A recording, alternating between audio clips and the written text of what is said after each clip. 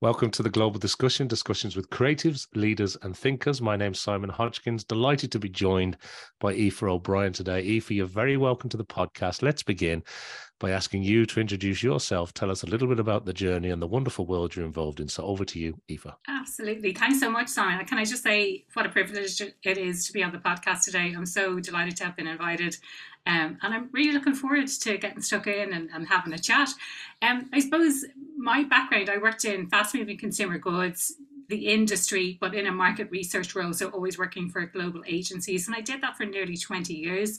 And it was a career I loved. It kind of ticked all the boxes for me in terms of my strengths, dealing with clients, building long-term relationships, analysing data, delivering presentations to clients.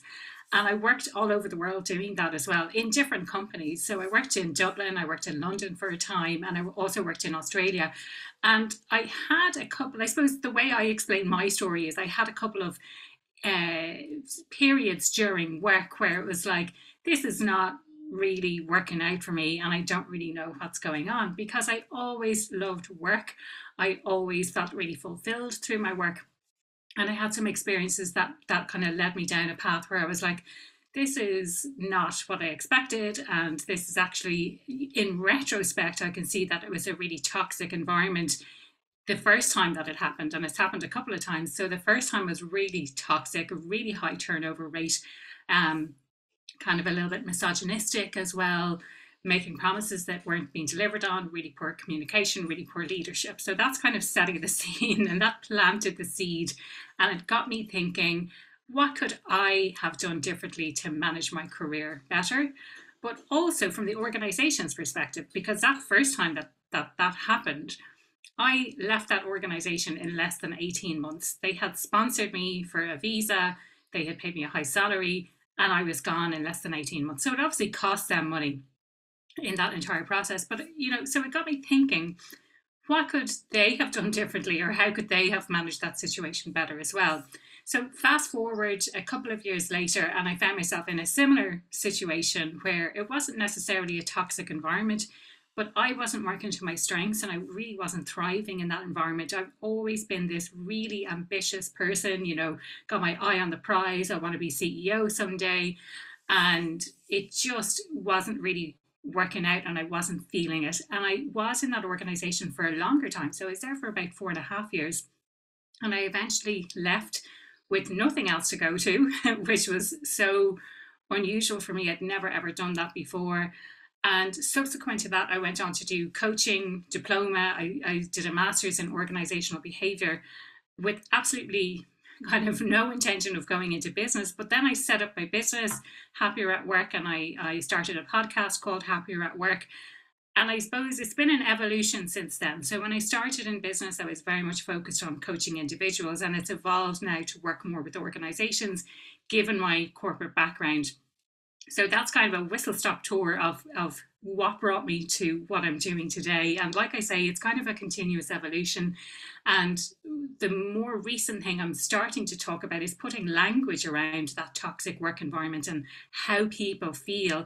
And it's really resonating at that human level, where I'm getting a lot of response from when I share about, like, have you ever had a toxic boss, or this is what a toxic environment looks like.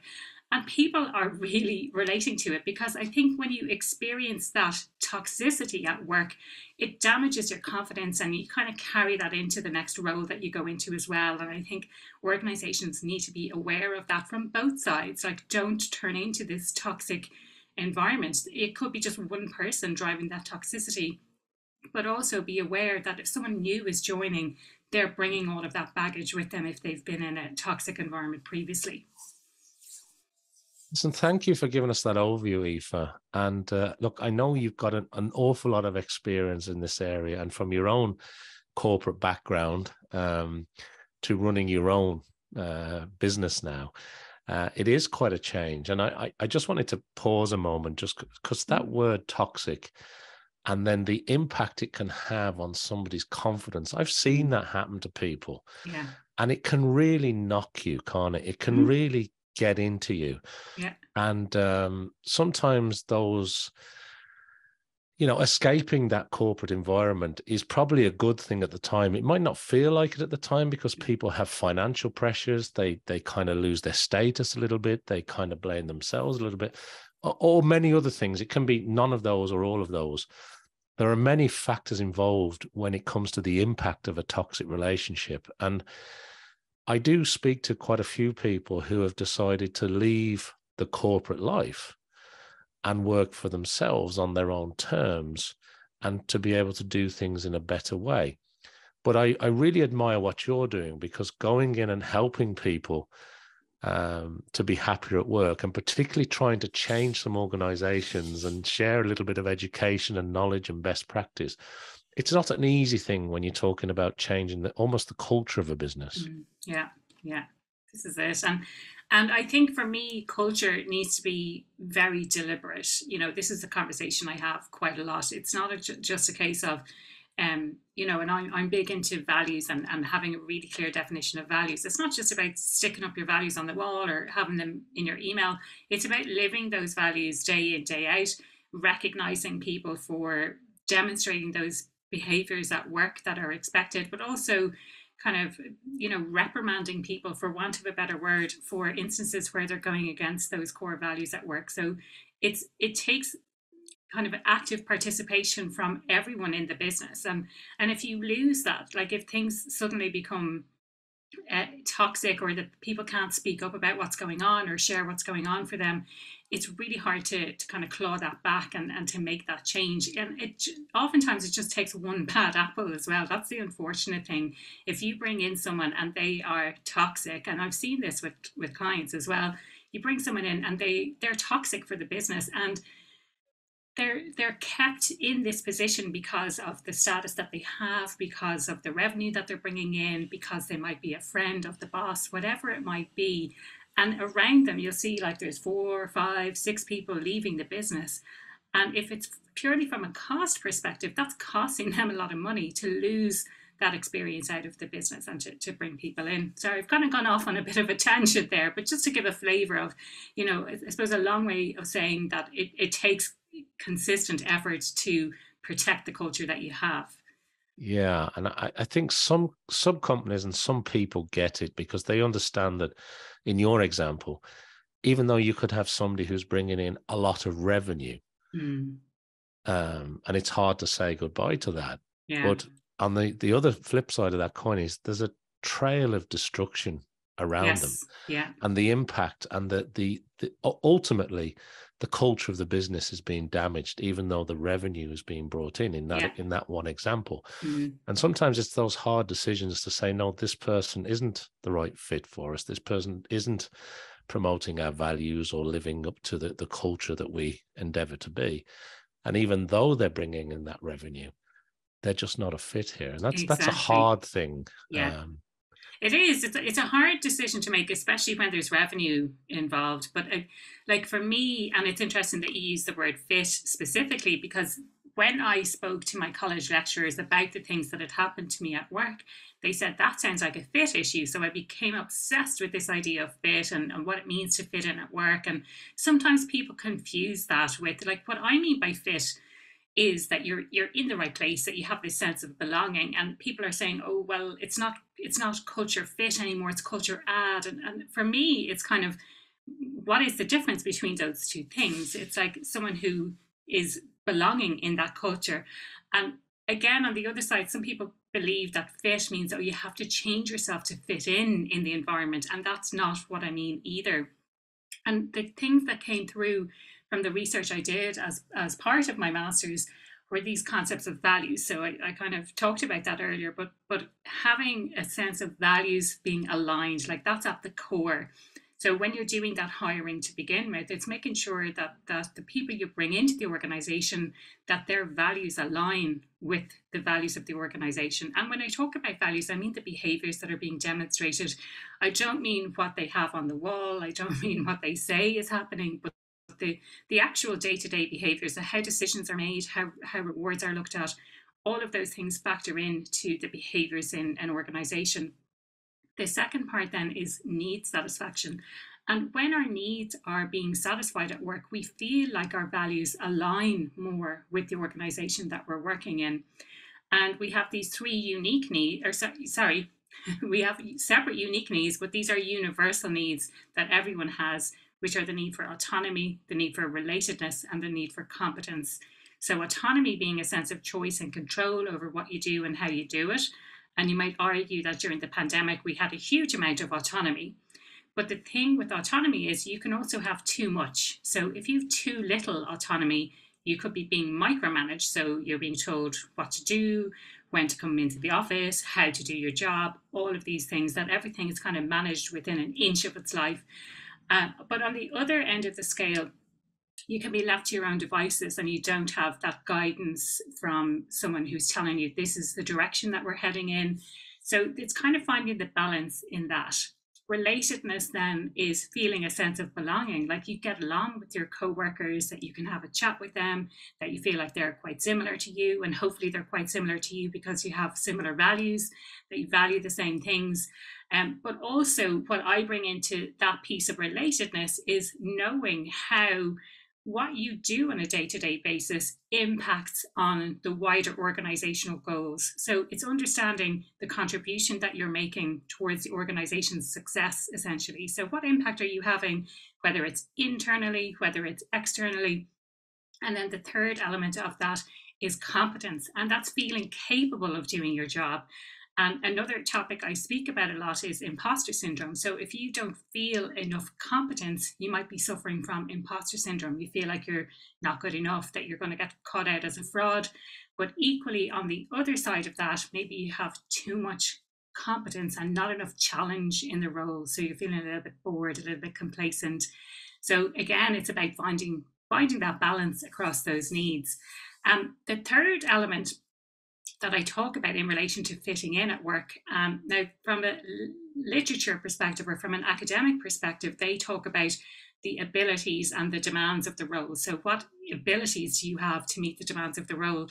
And when I think about this, I think that it's, if you're looking at a job description or if you're looking at, a job ad, for example, oftentimes we say requires 6 years of experience, requires X type of skills. And we tend to focus very much on the skills when we're looking to bring people into organizations. But that's the least important factor when it comes to creating the sense of belonging or whether or not you're going to fit into the role. So for me, it's much more important to illustrate the behaviors and the values of the organization and say what the culture is like. Having said that, I also think it's really important that on a day-to-day basis, we get to exercise our strengths at work, that we know what those strengths are and we get to use them. I love that. Thanks for sharing that insight, Aoife. And it reminds me of, and I've spoke about it on the show a few times, that Simon Sinek's discussion about performance and trust. And, he talks about the Navy SEALs. I won't go into it here, but people can look it up. It's on YouTube, etc. But, trust is such an important thing. And as you're talking there, I'm thinking about, that's that comment that I've often had said to me by people, which is this somebody that you'd like to work with, that you'd like to spend time with, Yeah. And I think there's the skills, the qualifications, the experience, the background, but there is that other driving sort of question, which is this type of person that, I want to be around? Can I trust this person? Are they going to really be part of that engagement and that belonging that you spoke about, and I think that's a real human trait, isn't it? Yeah, it is. And I think, the kind of extreme of that and the danger around that is bringing in people who are just like me. I get along with that person because we're just the same as each other. So, what you want to really foster is people whose values are aligned, but they have maybe different backgrounds or different experiences and different ways of thinking. So bringing in diverse ways of thinking. I remember seeing, I don't know, was it a story or a meme or something about say a group of people who were ethnically diverse, but they all went to the same university, versus a group of people who all looked the same but had completely different backgrounds. And the question posed was, which is the more diverse group? And I think we always assume that, by looking at people and people who look differently and look like they come from different places, or maybe they're wearing different things, that we assume that that's what diversity means. But it's actually, for me, it's the diverse thinking that you can bring into an organization. It's about challenging how things are done. It's about, bringing in people from different industries, for example. I think, I see this a lot with job ads, must have X number of years of experience in whatever industry it is as well. But I think the real beauty about work is that you can bring in people who are from various different industries to bring in new ways of thinking in the organization, to challenge how things are done and to drive innovation. Yeah, I like that a lot. The other thing I wanted to ask you as well is that the whole topic of the future of work, it's a big buzz conversation at the moment. It is. Everybody's talking about it. I was talking to a gentleman called Peter Benay, who's somewhere between Budapest and Italy. He's a business in a couple of different areas. Wow. But he's on this mission to train, to teach, help, inspire 10,000 people to be better remote first leaders, because we've been through this pandemic, haven't we, Aoife? Maybe we're still going through it. Well, I don't this know. Is it. I'm like, when do you mark the end of the pandemic? Is it Yeah. still going on? Like, you don't hear that much about it anymore. Yeah. It feels to me like things have pretty much gone back to normal. I'm going out to meet people in person. I'm working remotely actually in Tenerife at the moment, and they've just recently changed the rules around public transport, where you don't have to wear your mask anymore, but you still have to wear it if you're going into a pharmacy or going to the doctor. Yeah, yeah. And there's also maybe a slightly younger generation joining the workforce who seem to have, I was going to say, a different set of ways of thinking about work and what's important to them. And I was going to say, maybe a better way of thinking about work and thinking about, what you do outside of work, and that work isn't the be all and end all. And I suppose it comes full circle back to being happier at work and being happy with what you do. And there seems to be a growing, particularly for companies that are hiring Gen Zers or trying to bring, new talent into the workforce. The value of an organization, the culture of an organization can either be very attractive or very off-putting to somebody joining the workforce, maybe for the first or second role.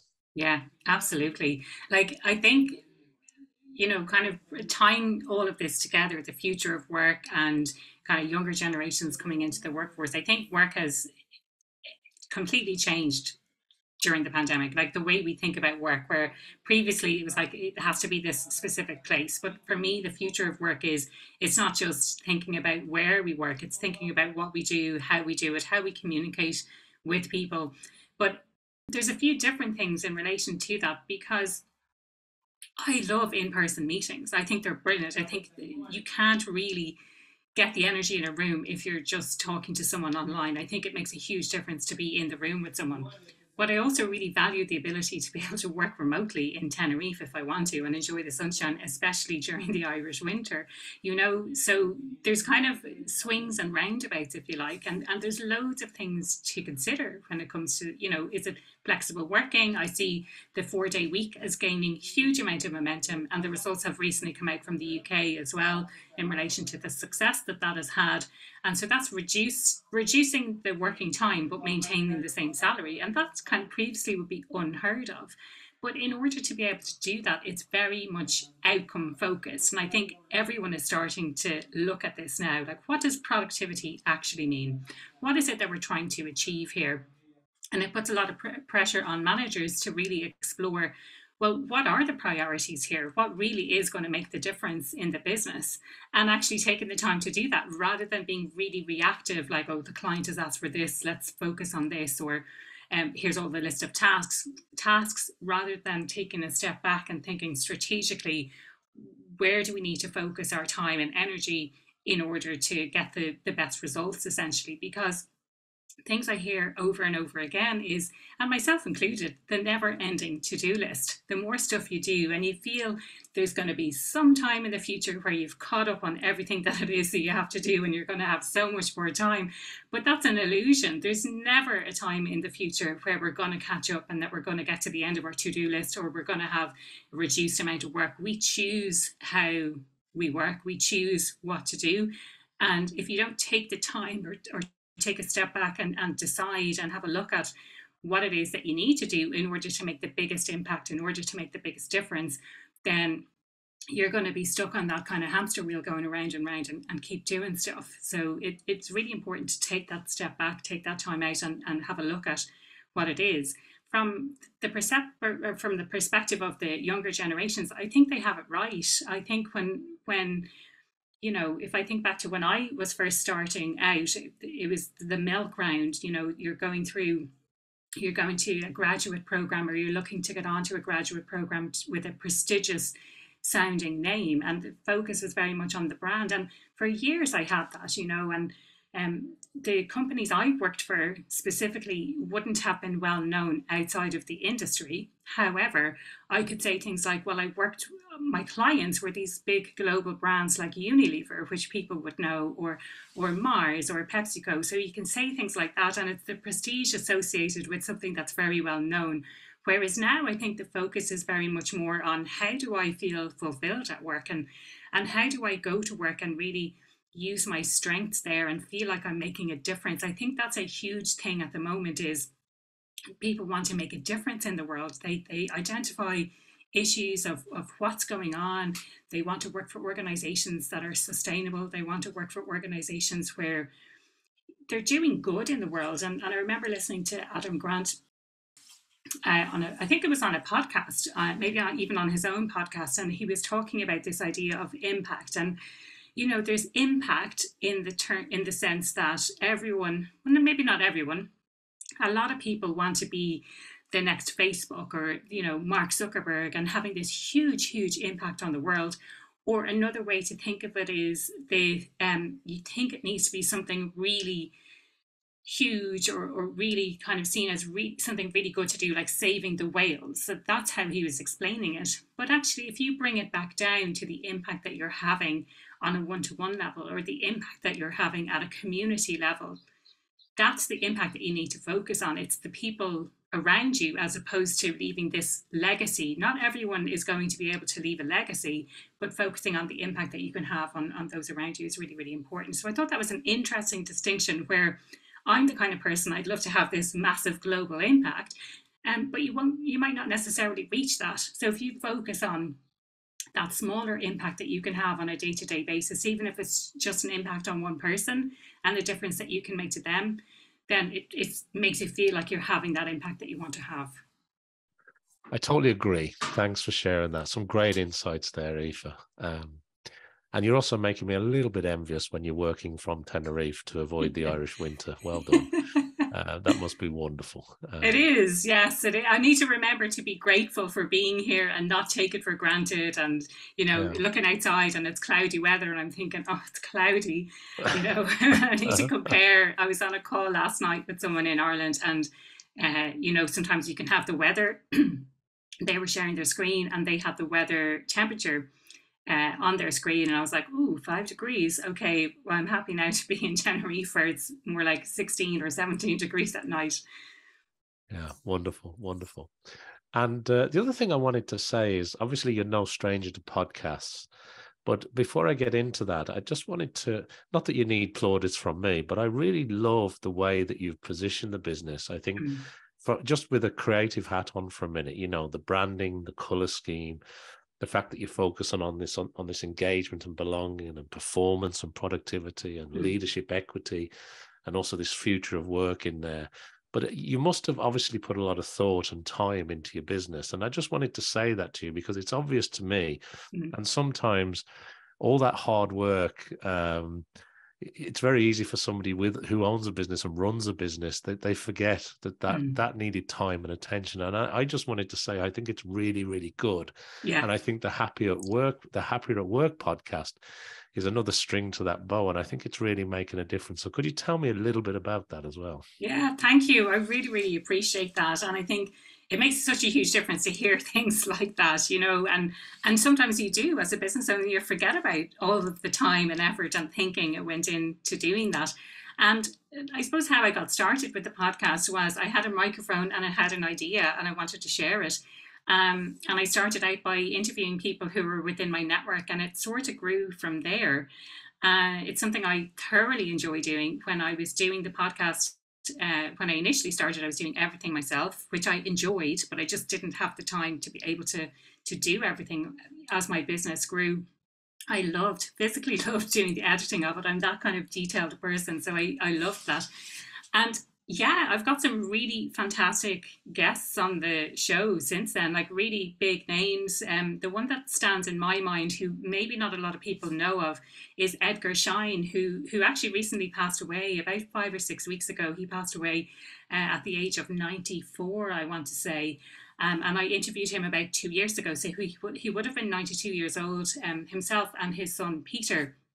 Edgar Schein is very well known in psychology and sociology spaces.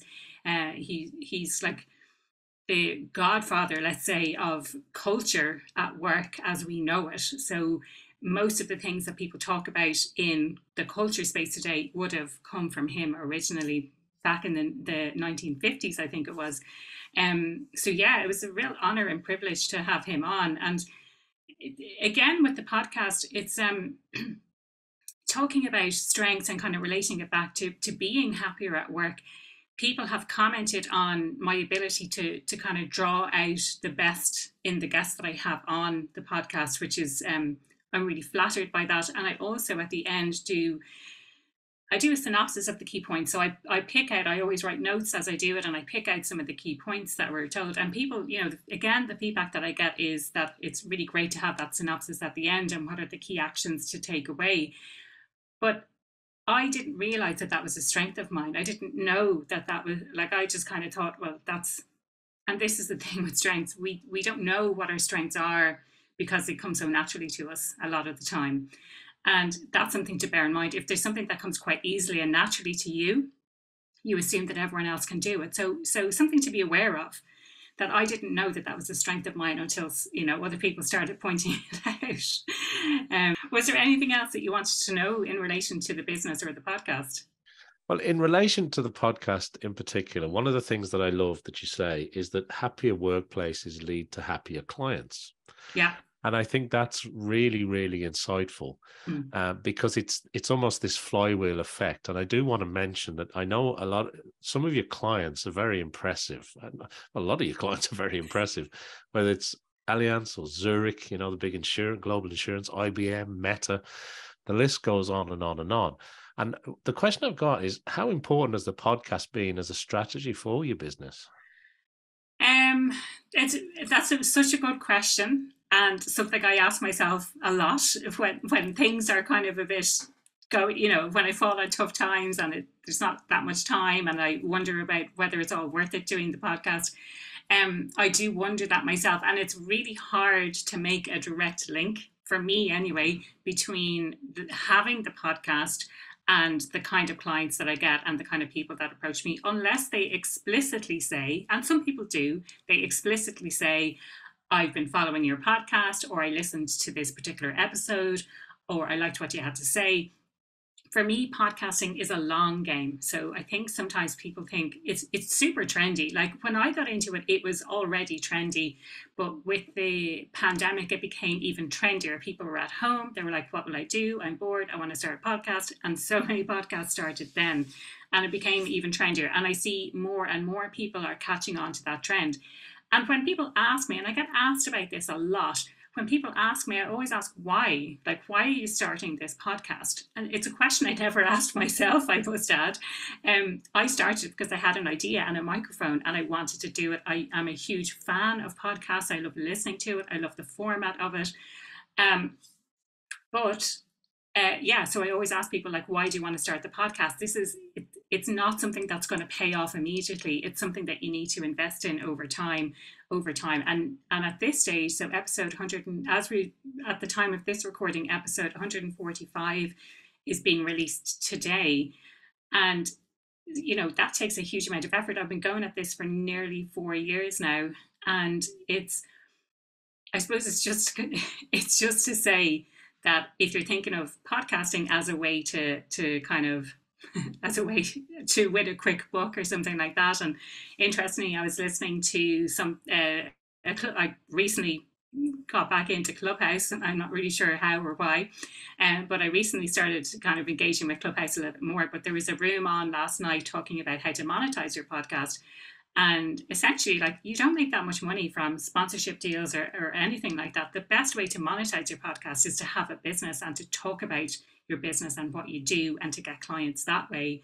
So if people are sort of thinking that podcast is going to be a quick win, it's not. It's a slow burn. It's a marketing tool. When you have all of this backlog of content that people can check out, that people can engage with you because they're listening to what it is that you have to say, they can get a sense of who you are and your approach to things, and how you've solved other clients' problems and things like that, then I would say that's sort of the focus. So it wasn't, I would say it wasn't an active part of my strategy from that perspective, but and I sort of feel like my entire business now almost centers around the podcast in terms of content.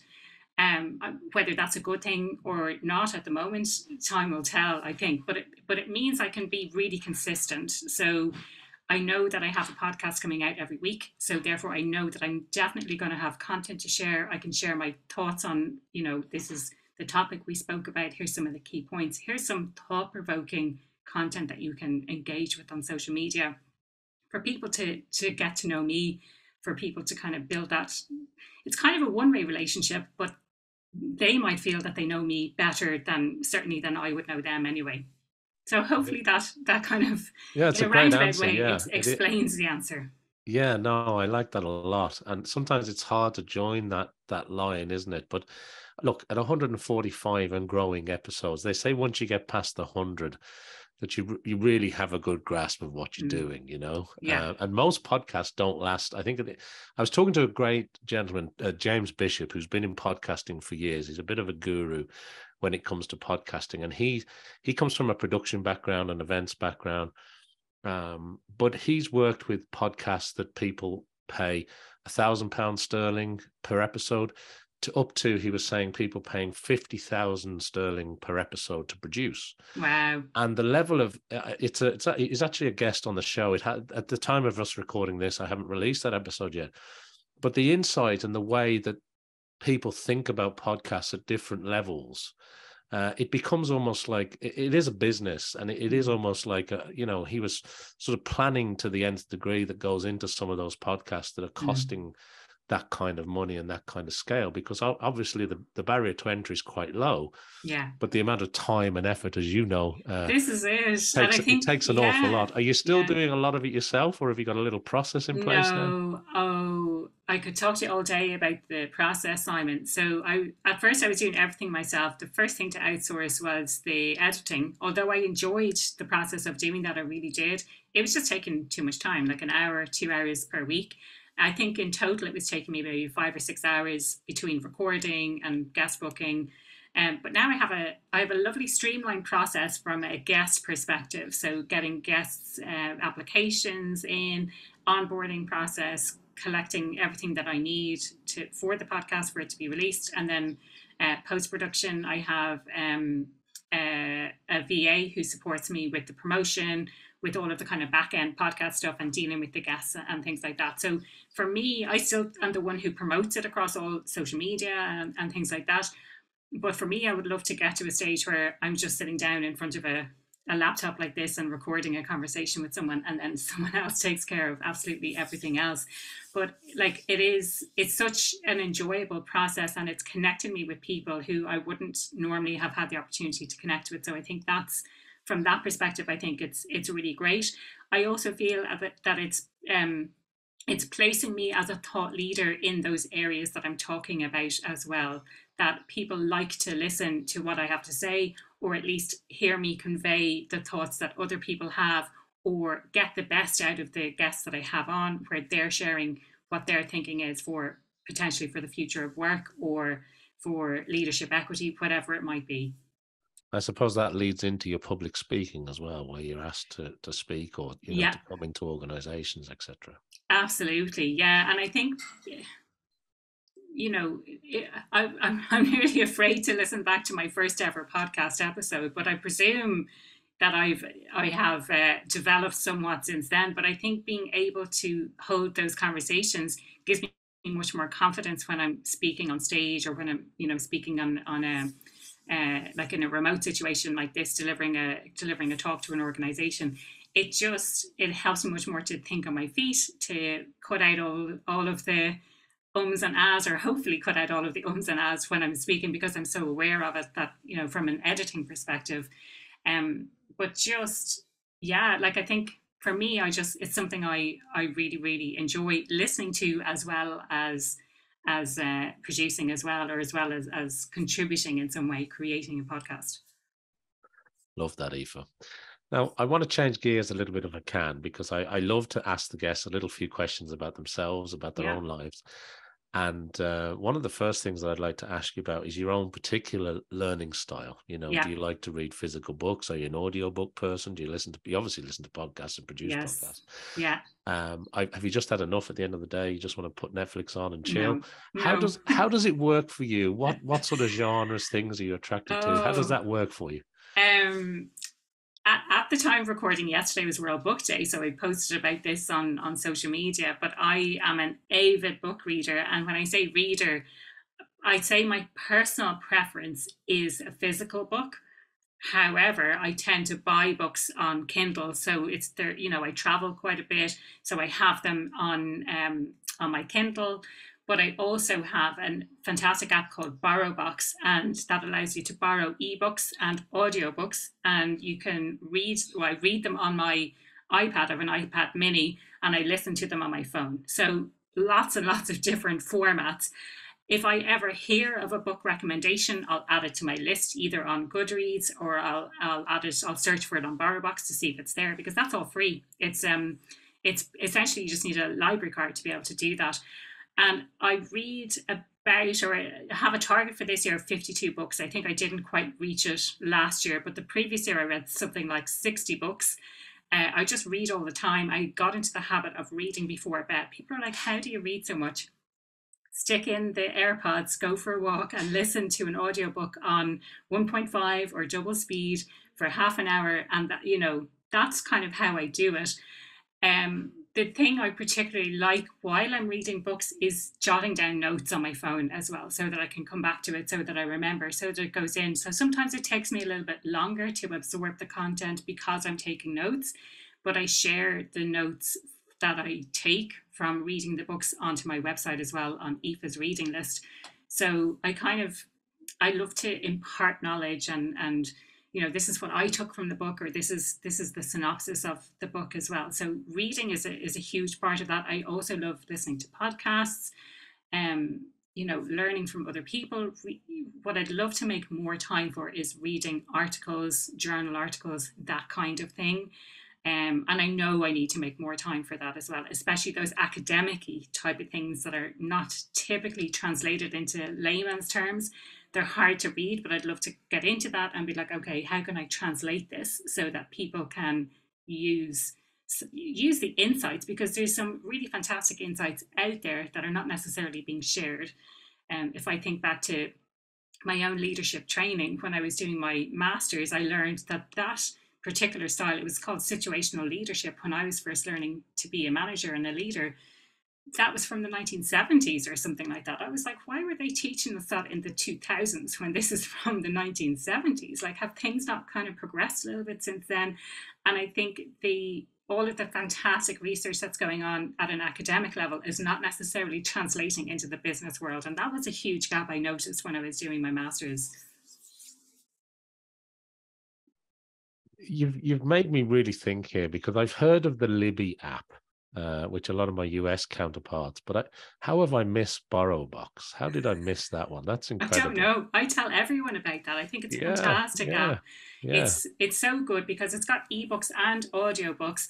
You know, it's a library system, so you can borrow it, I think, for 21 days at a time. You can renew it twice or 3 times on the app.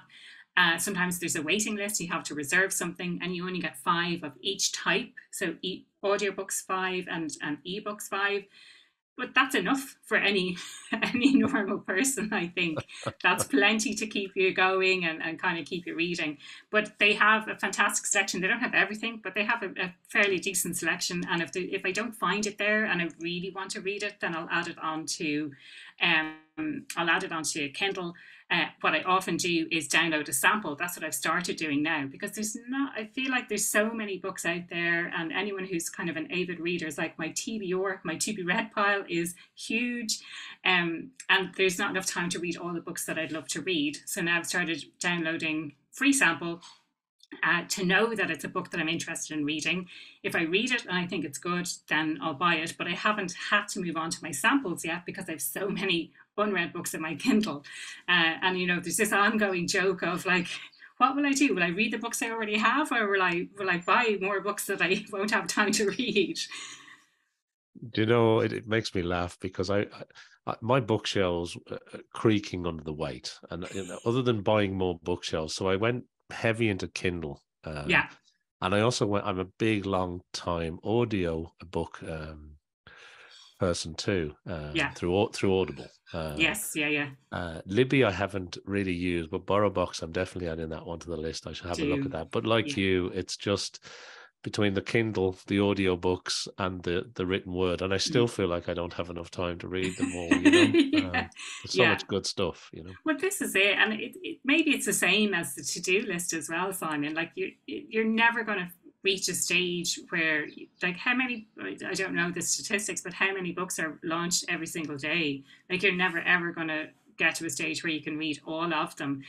It's about prioritization, and I was thinking, how can I better prioritize the books that I really want to read? And you were kind of asking earlier whether, you know, what kind of things I read, or how do I learn, or do I just switch off at the end of the day? I don't. I actually love reading business books. I love reading personal development books, throw in the odd fiction there, but I'm kind of nearly getting a bit bored with fiction, and the odd biography as well. Um, I and it's not that I can't switch off, it's that I'm so interested in that sort of stuff. And I especially, like, if I was watching, if I think back to my early years, like, I always loved Murder She Wrote. I love crime scene investigation. I love those kinds of crime problem solving type of things, where here's the problem and here's what we're trying to solve. That's how my mind works. And I see business books like that. Like, here's the problem and here's how we're going to solve it. And actually, worth saying as well, and saying it publicly, that I've always wanted to write a book. I always thought it would be a novel, but the further I progress in my career, the bigger the opportunity I see to have an impact on the business world by writing a business book. And I have, similar to too many books to read, I have too many ideas of what book could I potentially write. You know, what's going to have the greatest impact, or how can I get all my ideas out onto paper? I have so many ideas. I hear you. I hear you, Aoife. The other thing I want to ask you is about throughout your life. There must be people that have inspired you, people that you admire, people Mm, maybe that you've looked up to, or maybe it's a particular personality or character trait. When yeah. I ask you that question, what springs to mind?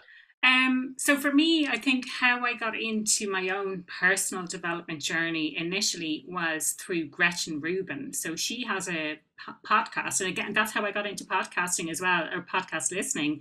And someone told me that's not how you listen to podcasts. I went in and I listened to absolutely every single episode she ever had, and I think at the time it was something like 100 episodes, and I just binged it all. And my friend said, that's not how you listen to podcasts. And I was like, well, that's how I listen to podcasts. So, you know, I'm not sure what to say. But I found her book in a bookshop called Powell's, which is in Portland in Oregon. And I think it's I want to say the biggest bookshop in the world or something. Like, it's an entire block. It's huge. And I stumbled across her book, The Happiness Project. And I thought, oh, that sounds quite interesting. So I bought her book, and that sort of is what prompted me on the personal development journey and all of the changes that I've made in my life at work. So that's kind of one that springs to mind. And if I think of someone else, and again, when I was in college, they were sort of like, oh, we're not sure if we like Adam Grant that much because he's become a bit too famous now. But I love his perspective, because he shares insights in a really easy and digestible way, and he hits the nail on the head often. And for me, he makes organizational psychology accessible to people who otherwise wouldn't have access to organizational psychology. So I think his way of explaining things is just, it's truly unique, and it's really inspirational. some great people there. Yeah, thank you, Aoife. What about life advice? You know, what about advice that you've heard, picked up along the way, something that's stuck with you that you think is really helpful? For me, it's often the things where I say, "Oh, I wish I'd have known that years ago." Or maybe it's advice that you often share with people. What Yeah, springs to mind? I think it's I think it's just go for it. Like, oftentimes we'll give ourselves excuses not to do things or put labels on ourselves or say we're too old. And interestingly, I was at an event the other night here in Tenerife with there's a group for ladies in business in Tenerife, which is really great to be able to connect with them. But they were inspiring us to think differently and think about our purpose and all of these things. And there was something that came up for me, and one of the aspects of this workshop was writing all of the reasons that you can't do that, or what are the challenges. And and I wrote down things like, "Oh, I'm too old, I'm not known, I don't have the experience." There's all of these things, and I suppose for me, it's we always come up with these excuses or these reasons that we can't do something. But why not think about, well, what are the steps that I can take to achieve what it is I want to achieve? If you're feeling like you're stuck at the moment, and my own personal journey that I shared at the start when I was in Australia, and I left the job without anything to go to. I did the same when I was working in Dublin as well. Most people stay in those horrible situations. So if you're feeling like you're not in a good situation now, what can you actually do about it? And what actions can you take? And remove the labels from, like, "Oh, I'm an introvert, therefore I can't speak on stage." I'm an introvert, I speak on stage. I don't allow those labels to kind of to hold me back. Yeah, that really resonates because I was talking to Peter McParlin recently. He's one of the co-founders of the Indie List. I'm sure you know the Indie Yeah. List, Yes. with Una and a few other people working with him and Una there. But one of the things he was saying is that you've got this awful great talent pool of people maybe who've been through that corporate experience, maybe have been squeezed out of a role, squeezed out of a company. The company's gone under new ownership, or the culture's changed, something's wrong. But there's this huge talent pool there, and that's what he does at the Indie List. It's about, he said, people have almost got a new lease of life, or a new sort of excitement and enthusiasm again for the great work that they really want to do, Yeah. as opposed to doing something for the rest of their lives, Yeah. doing something that they don't really want to do. Yeah, yeah, yeah. And this is the thing. Oftentimes we say, like, "I'm going to stick it out. I'll be happy when." Like, this is another thing that comes up a lot.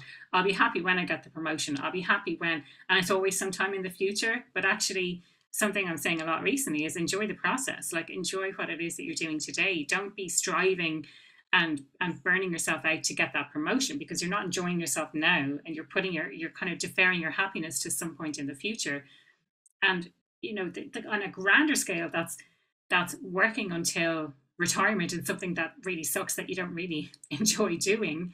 And then you get to 75 and you're kind of like, whereas for me, I can picture myself working now until I can't work anymore. Like, I'm not putting a kind of an end time on it, but I'll continue to contribute in some way as long as I can.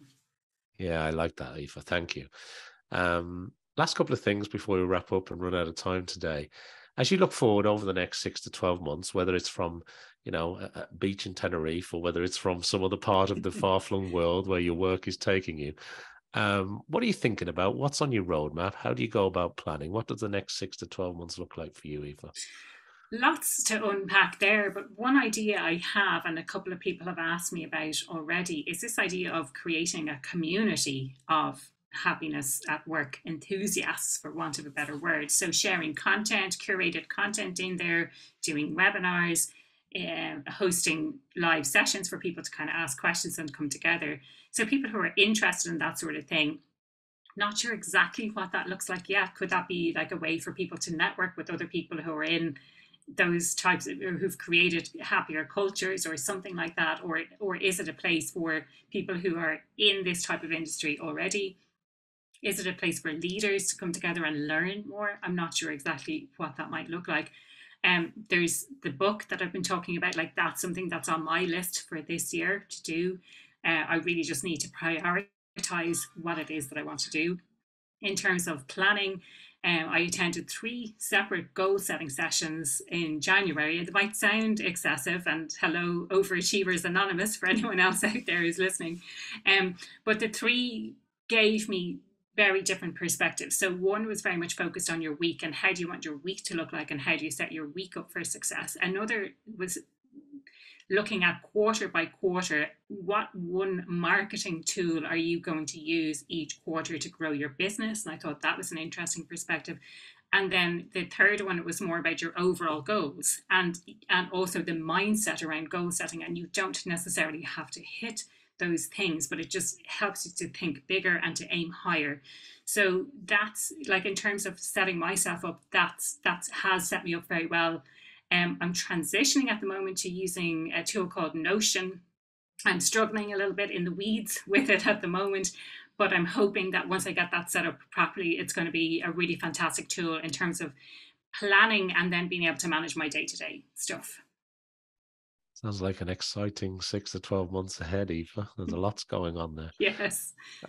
Look, the last thing I want to ask you as we come to the end of our time here today is, first of all, is there anything else that we haven't touched on that you'd like to share with our international audience? And also, and importantly, if people want to find out more about the podcast or the Happier at Work and the work that you do, where's the best place to send people to? Absolutely. I think one thing that we didn't cover, and what could probably be an entire other episode, was this idea of imposter syndrome. Like, that's something I talk about an awful lot and almost fell into it by accident. It was something I shared with a journalist, which turned out to be for the Irish Times, and it's sort of snowballed since then. But it's something I'm really passionate about sharing about. So if people are interested in learning more about it, do feel free to connect with me. The best way to connect, or the best ways to connect with me, one would be LinkedIn, and I always need to spell my name for people since it's a global audience here. So it's AOIFE O''BRIEN, and you should be able to find me fairly easily on LinkedIn. Also, you can search for the Happier at Work podcast since you're listening to a podcast right now or watching on YouTube. Happier at Work HQ is on YouTube, or Happier at Work podcast, wherever you listen to your podcasts, or the Happier at Work website, happieratwork.ie, or imposter syndrome website, impostersyndrome.ie. So lots of places to find me. That's wonderful. And look, we must get back around the microphones to talk about imposter syndrome. We'll have to organise that in the future. Absolutely. Yeah, definitely. Very good. Well, listen, that's a lovely point to end this discussion on today. Thank you so much indeed to Aoife O'Brien for being a guest on the Global Discussion. Thank you to everybody for watching and listening to this episode around the world, and do everything that I need you to do to help support the podcast. I'd appreciate if you could like, follow, subscribe, and I hope you'll join me back here for more discussions with creatives, leaders, and thinkers. Thank you, Aoife. It's been a real pleasure to talk to you today. Thank you, Simon. Absolutely. Thank you for the insightful questions. I really, really enjoyed our chat today.